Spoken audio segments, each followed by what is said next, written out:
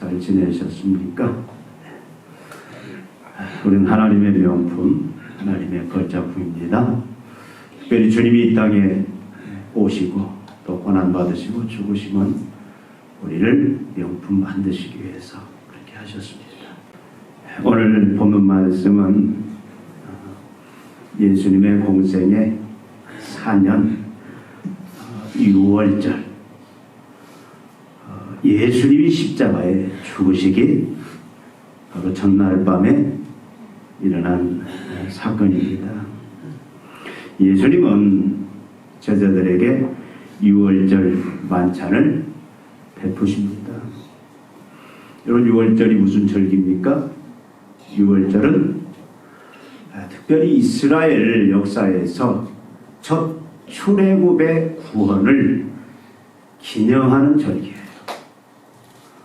죄와 그 흑암의 세력으로부터, 그리고 종말에 이루어질 그 출애굽 구원의 재현을, 그것이 다시 실행되기를 간절히 소망하면서 간구하면서 지키는 절기가 6월절입니다. 그러니까 구원을 기념하고 구원을, 완성될 구원을 소망하는 그런 절기가 6월절인데, 예수님께서 지금 12 제자들을 모시고 이 6월절 만찬을 행하십니다. 이 만찬은 뭐와 같냐면, 어떻게 보면 하나의 드라마, 극과 같은 그런 의미가 있어요.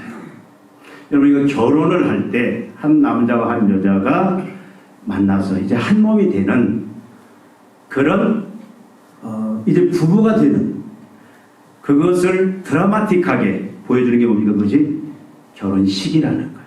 그러니까 이 6월절 만찬도 하나의 그 드라마 같은 그런 성격을 가지고 있습니다. 네, 내일이면 이제 예수님이 3년 반의 공생의 사역을 마치시고 잔인한 그 십자가의 죽음을 당하셔야 되는 거예요. 근데 그 전날 밤에 주님이 지금 제자들과 함께 이 6월절 만찬을 해가고 있습니다. 앞으로 벌어질 일들을 생각해 볼 때는 약간 좀 의아하기도 해요. 예수님은 자신이 이제 십자가에 죽을 때에 3년 반 동안 같이 먹고 마시고 생활해온, 훈련해온 제자들이 어떻게 반응할지를 다 아십니다. 6월절 만찬에서 그 말씀을 하십니다. 가장 주님이 아끼는 애제자라고 할 수 있는 베드로는 예수님을 부인할 것도 아세요. 정성을 들여 훈련했던 제자 중에 하나 가룟 유다가 자기를 팔고 배반할 것도 아십니다. 자신이 죽을 때 제자들이 다 뿔뿔이 흩어져 다 도망가고 다 숨어버릴 것도 예수님은 아세요. 그 다음에 그 전날 밤에 주님이 어떻게 보면 이런 사실을 생각한다면 뭔가 더 마지막 최종적인 훈련을 시키시는 것이 더 바람직하지 않나요? 여러분, 열심히 우리가 여러분 경험하셨잖아요. 공부합니다. 중간고사, 기말고사. 그 마지막 날이 중요한 거예요. 마지막 날이. 예. 복습하고 다지고. 어떻게 제자들을 더 정신교육을 시키고 유혹에 대해서 어떻게 이길 것인지 그 방법들, 비법들을 가르치고, 그리고 이제 너희가 이런 고난이 있을 텐데, 너희들에게 엄청난 이 시련이 있을 텐데 너희가 어떻게 이것을 이겨내겠느냐, 한번 각자 한번 다짐을 얘기해봐라, 결심을 말해봐라. 그런 시간들보다 주님이 한 건 이 6월절 만찬, 이 6월절 만찬을 마치고 예수님은 바로 겟세마네로 향하신 거예요. 죽음을 향해서.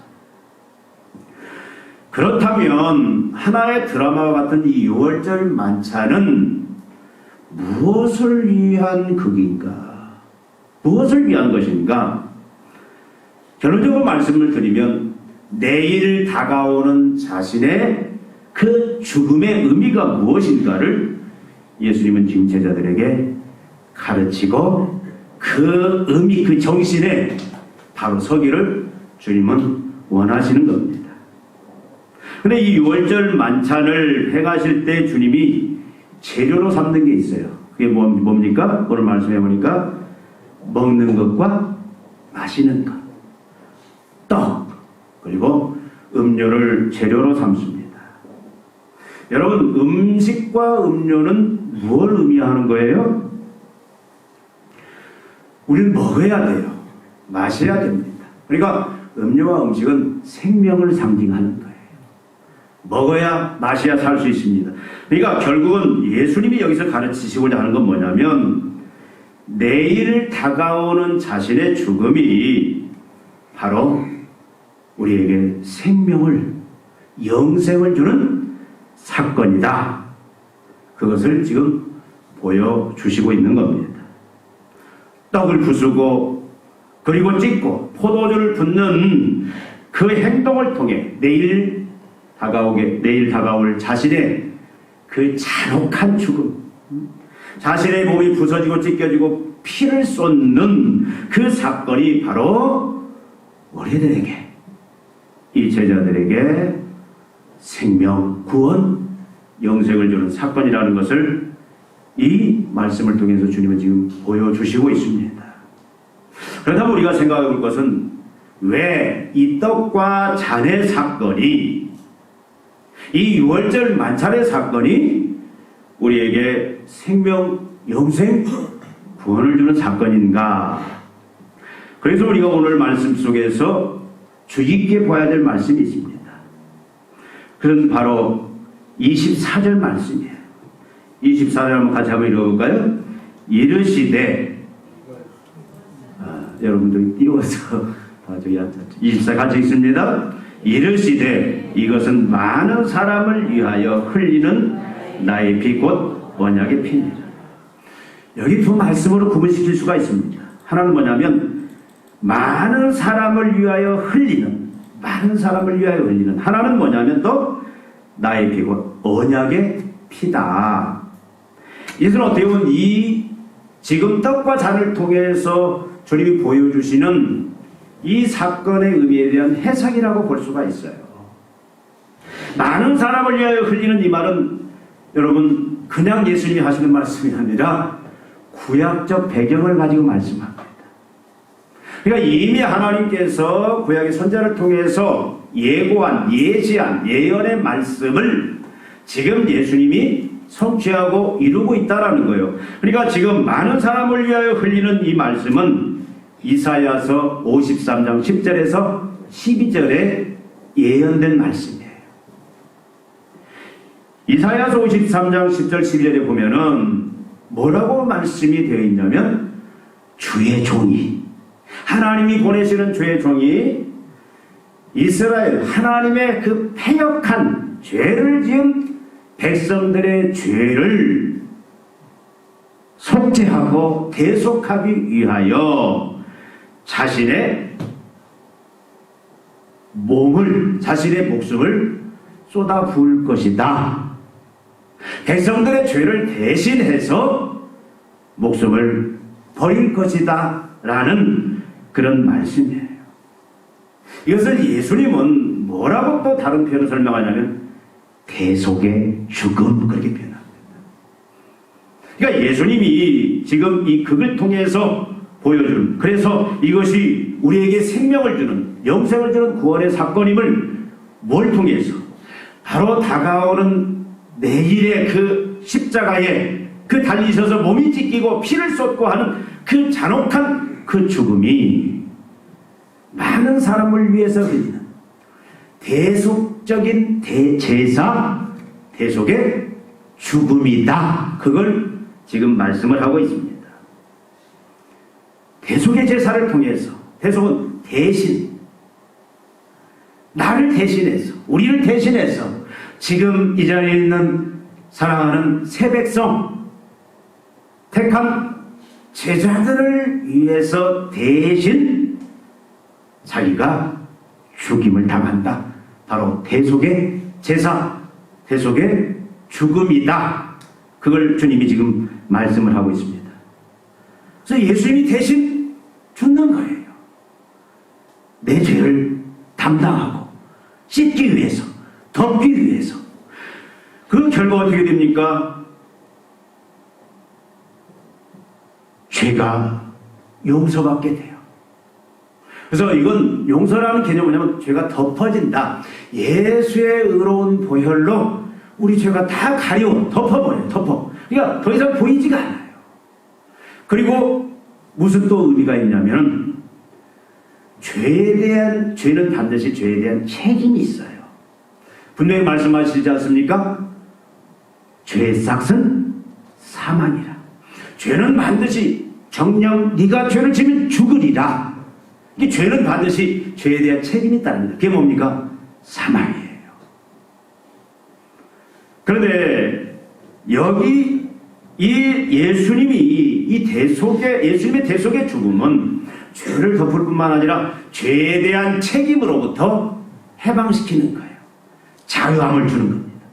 그러니까 죄로 인한 사망, 심판, 저주로부터 이제는 해방되는 그런 성격을 가진 바로 대속의 죽음이 내일 예수님이 당하신 십자가의 죽음의 의미다. 지금 그 말씀을 하고 있습니다. 그러니까 예수님이 이 유월절 사건을 통해서 이제는 대속의 그 제사 죽음을 통해서 우리의 과거, 현재, 미래 모든 죄가 다 용서받는다. 용서받는다. 그러니까 이 의미는 뭐냐면 죄 용서의 의미입니다. 대속의 일과는 죄 용서예요. 죄 용서는 다른 말하면 칭은 우리를 의롭게 한다. 무죄를 선언하는 거예요. 그래서 예수님이 많은 사람을 위하여 흘린 이 대속의 죽음을 통해서 어떤 일이 벌어졌냐면 하늘 법정에서 하나님께서 예수의 대속의 죽음의 그 결과를 이제 근거로 해서 우리들 뭐라고 선언하는 거예요? 무죄. 죄 없다. 죄에 대한 책임도 없다. 땅땅땅. 이 법정적인 선언, 이것을 칭의의 개념으로 얘기하는데 더 나아가서는 이 칭의, 속죄로 인한 칭의는 뭐냐면 하나님과 올바른 관계 회복의 의미가 있습니다. 여러분, 죄는 하나님과 관계를 단절시켜 버렸어요. 하나님의 모든 그 생명들, 은혜들 다 단절시켰어요. 그래서 어떤 결과가 주어졌습니까? 한계 속에 갇힌 거예요. 지혜, 능력, 사랑, 모든 인간은 하나님은 무한한데 관계가 단절되니까 그 창조주의 그 지혜, 능력, 사랑, 모든 속성이 단절이 되니까 인간은 제한된 이제 사랑, 지혜, 능력, 모든 속성에 갇혀져 버려요. 한계 속에 갇혀. 그 한계는 뭘 가져왔어요? 고난을 가져옵니다. 그 고난이 뭐예요? 죽음의 증상들이고 결국 마지막 죽음에 이르는, 사망에 이르는, 심판에 이르는 결과를 가져왔는데 이 대속의 제사, 대속의 죽음을 뭘 가져왔냐면 하나님과 올바른 관계로 다시 회복시킨 거예요. 하나님과 올바른 관계 회복. 이것이 바로 많은 사람을 위하여 흘리는 이 대속의 제사, 대속의 언약의 그 결과들입니다.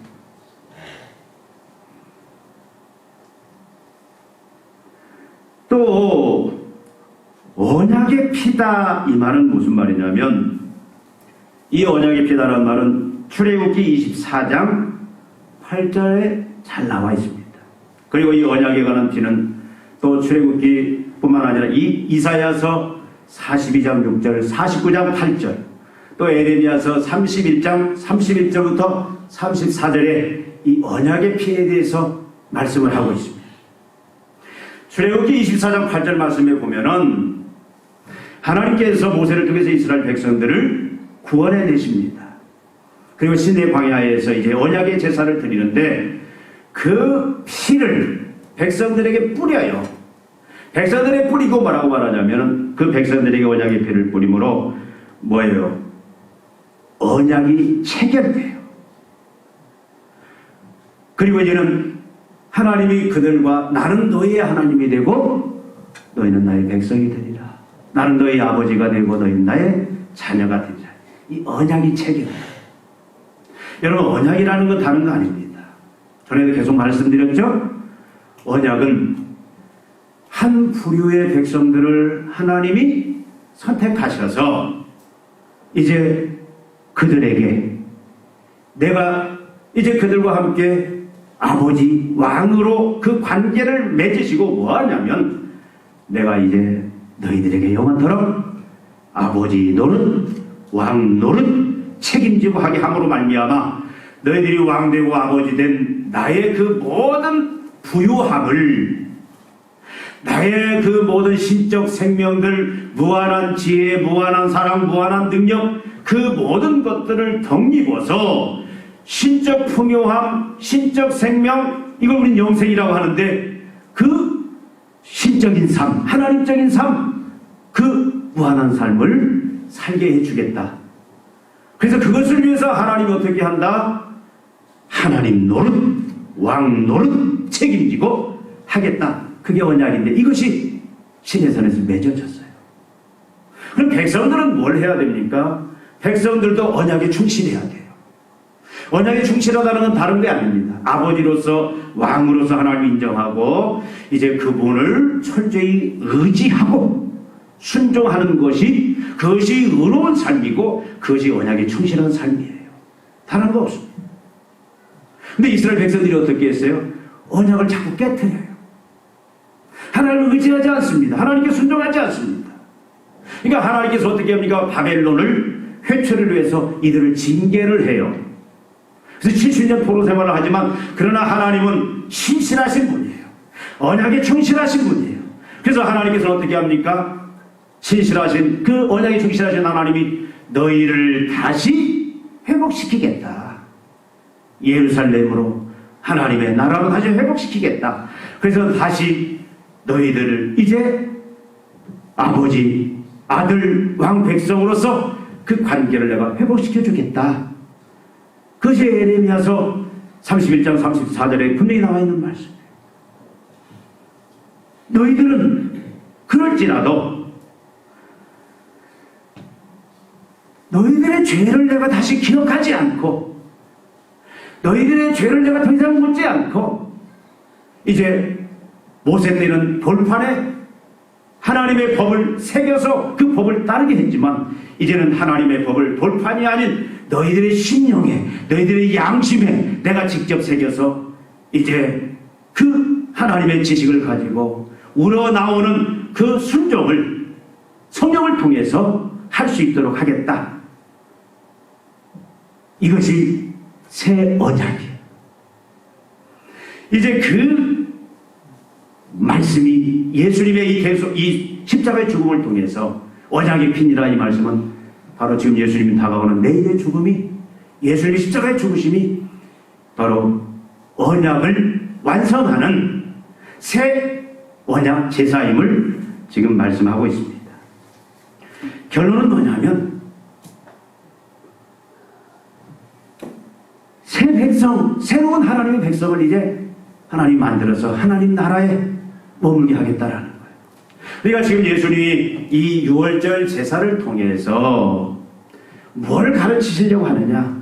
내일 다가오는 나의 죽음이 십자가의 죽음이 생명을 구원을 영생을 주는 사건인데 바로 그것은 대속의 제사, 언약의 제사를 통해서 대속의 죽음, 언약의 죽음으로 너희들의 죄를 다 용서하고 의롭게 만들고 이제는 하나님과의 단절된 그 모든 관계를 올바른 관계를 다 회복시키고 그래서 이제 하나님을 아버지로 하나님을 왕으로 하나님을 목자로 하나님을 신랑으로 모시고 이제 그를 철저히 의지하고 순종함으로 말미암아 그 하나님의 무한한 그 은혜들 능력들 지혜들 사랑들 그 하나님의 모든 생명들을 이제 거기에 참여하고 그것을 누리는 그 새 백성으로 만드는 그 사건이 내일 나의 죽음의 의미다. 주님이 지금 그것을 말씀하고 있습니다.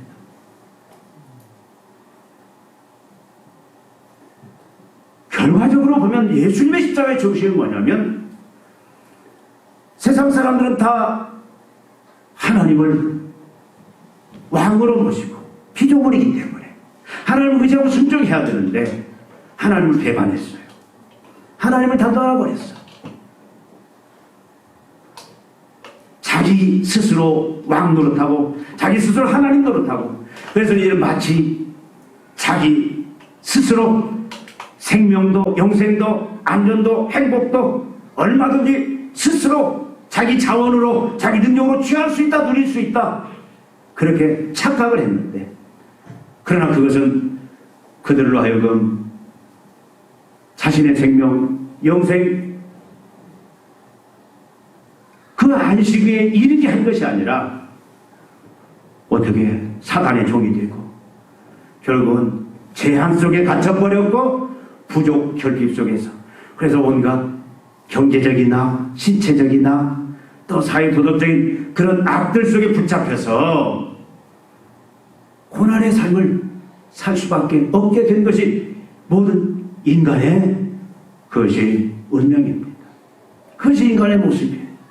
근데 이제는 하나님이 어떻게 합니까? 이 대속의 제사와 언약의 제사를 통해서 자신의 그 죽음을 통해서 이들을 사단이 지배하는 그 죄와 사망 속에서 그 나라 속에서 이제 건져 어디로? 의와 생명으로 통치하는 하나님의 나라로 그들을 불러주고 그래서 하나님의 새 백성을 삼고 그래서 이는 하나님의 그 나라 속에 통치 속에 그 은혜 속에 계속 서 있고 머무르는 그런 은혜를 주는 사건이다. 주님은 지금 이 유월절 사건을 통해서 이것을 말씀하고 계십니다.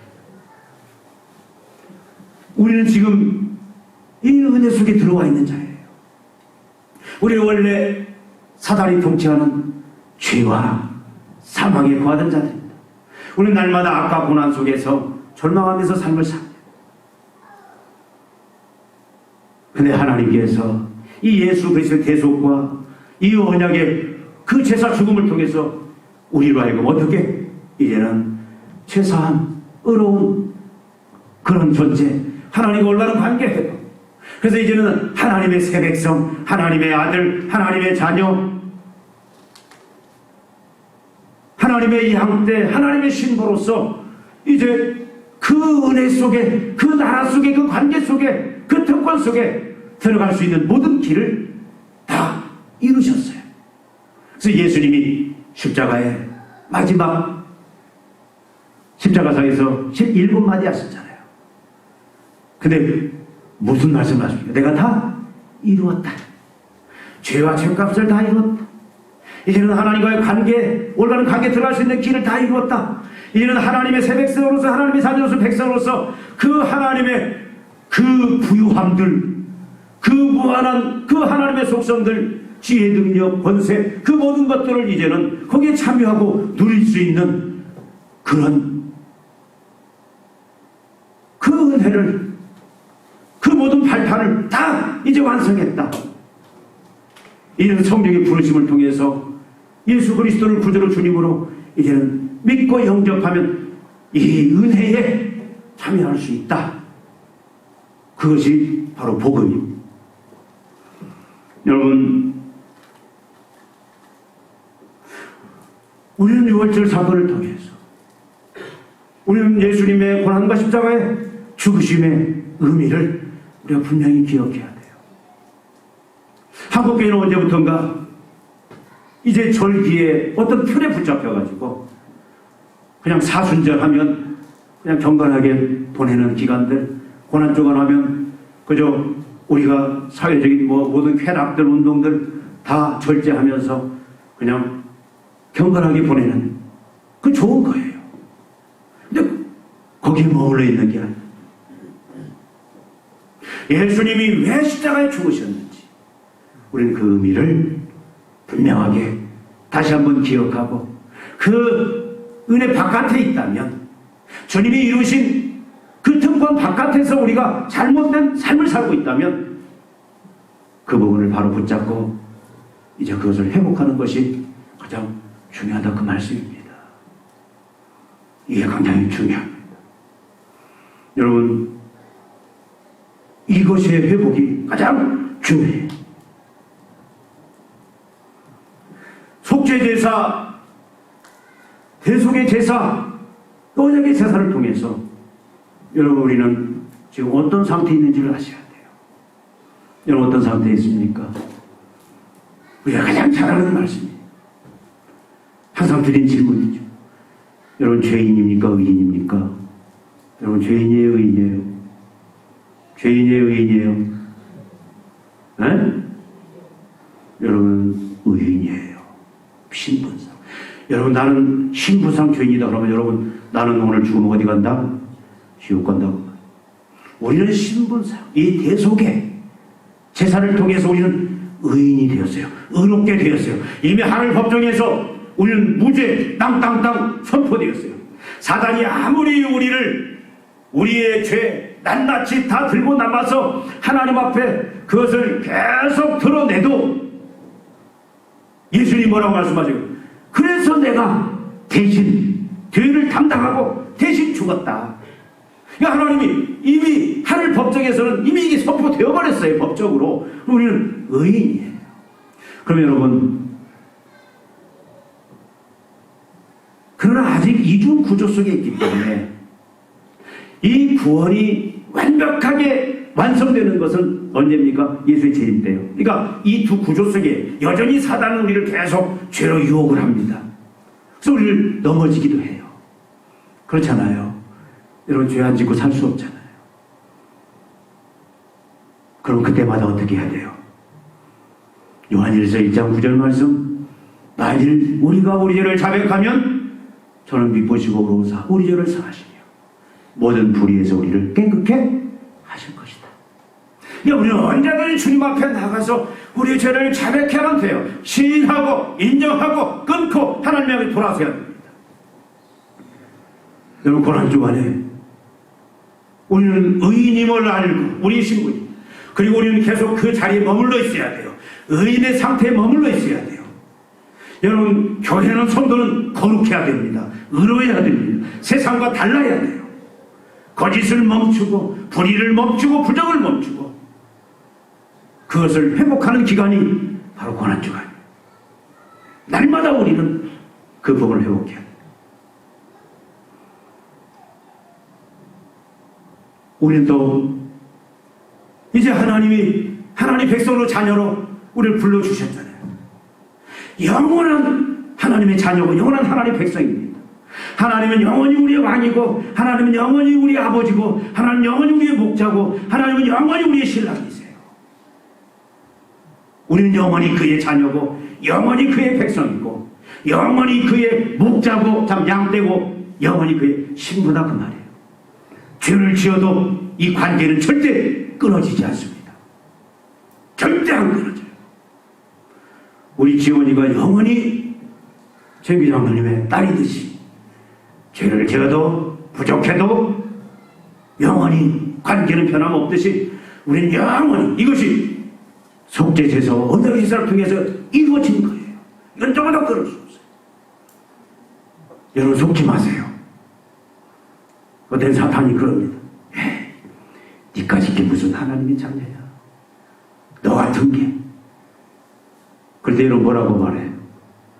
어쩌라고. 나는 하나님의 자녀. 예수님이 내 죄를 위해서 대신 죽고 언약의 피를 흘림으로 말미암아 하나님 그렇게 나를 자녀 백성이라고 인쳐주셨고 그렇게 지금도 자녀라 아들이라 양떼라 이렇게 부르고 있는데 네가 뭔데? 그러면 되는 거예요. 우리는 그리고 날마다 하나님 대신 아버지 대신 왕 대신 앞에 우리는 항상 서 있어야 돼요.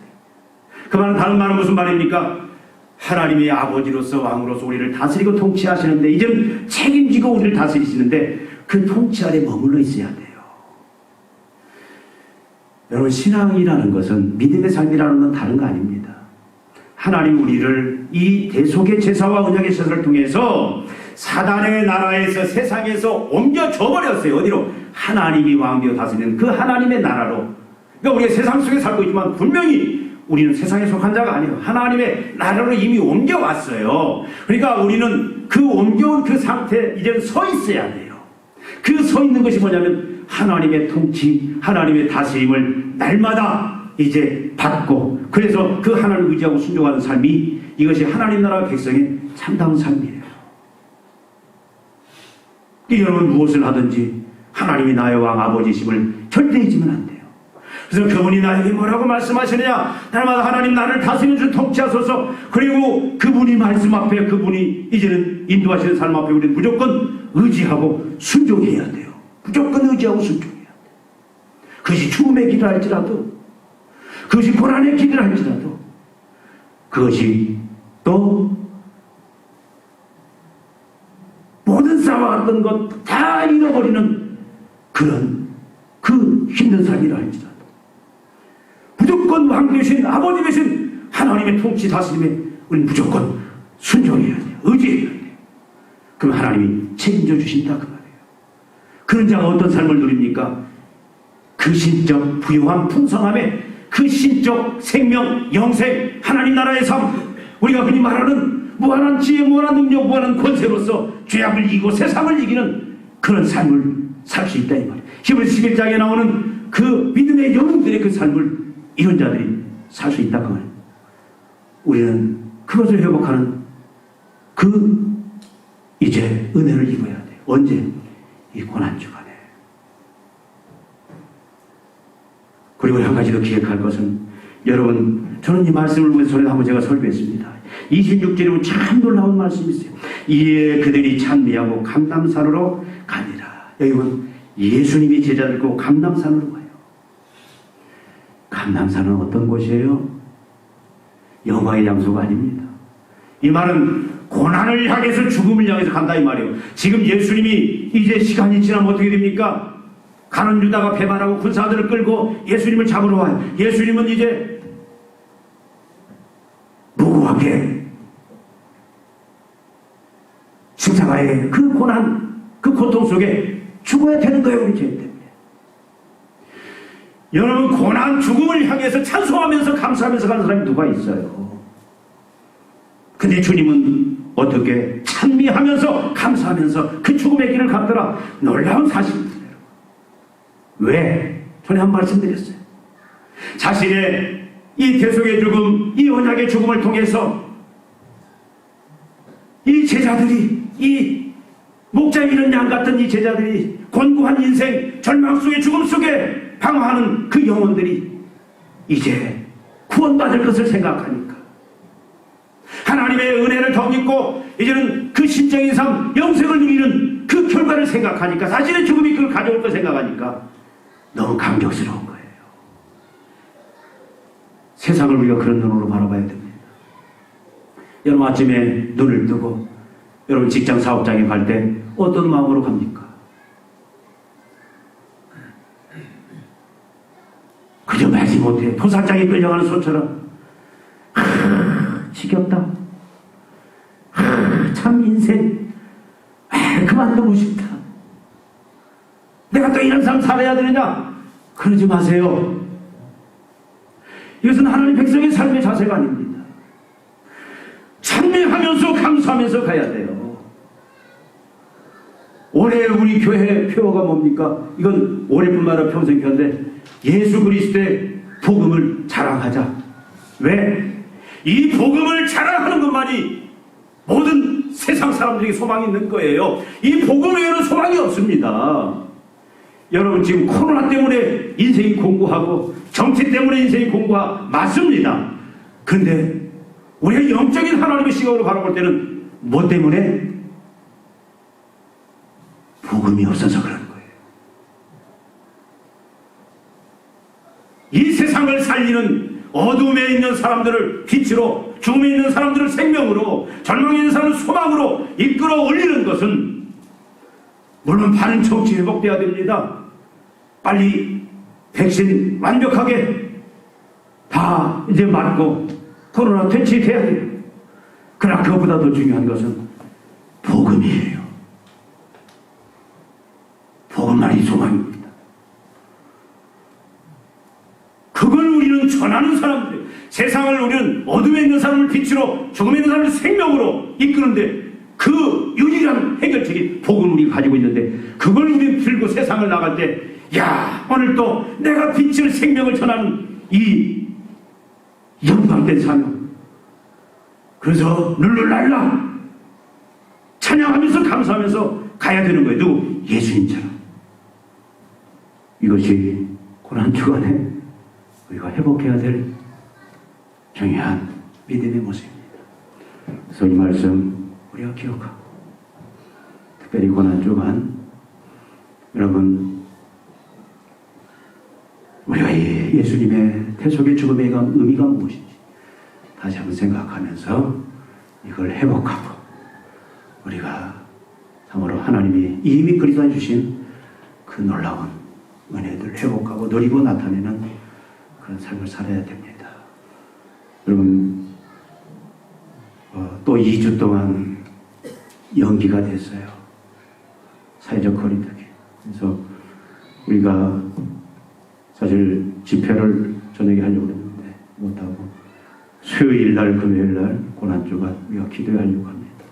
수요일날 금요일날 기억하시고 나오셔서 은혜를 다시 한번 다 회복하고 바로 하나님의 그 영광의 자리에 들어갈 수 있는 저와 여러분 되어야 되겠습니다. 기도하시겠습니다. 하나님 아버지 이 고난주간에 주님의 대속에 그 제사, 언약의 제사 그 의미들을 다시 한번 우리 가슴에 새기고 우리가 주님이 원하시는 모습으로 회복되기를 원합니다. 주님이 대속의 죽음, 언약의 죽음을 통해서 이루신 그 놀라운 은총과 축복들, 권세들, 특권들이 다시 우리 안에 회복되어지기를 원합니다. 그리하여 하나님 우리가 날마다 의와 평강과 희락의 삶을 살게 하시고 이제 권세와 능력, 참으로 하나님의 그 부유함, 그 신적인 풍성함들, 신적인 그 권세 능력, 하나님의 그 생명을 행하면서 주여 살아가는 저희들 만들어 주시길 원합니다. 세상을 향하여 하나님 이제는 우리가 예수님처럼 생명과 빛을 전달할 수, 소망을 전할 수 있는 그러한 역할을 감당하는 저희들 만들어 주시옵소서. 예수님의 이름으로 기도하옵나이다. 아멘.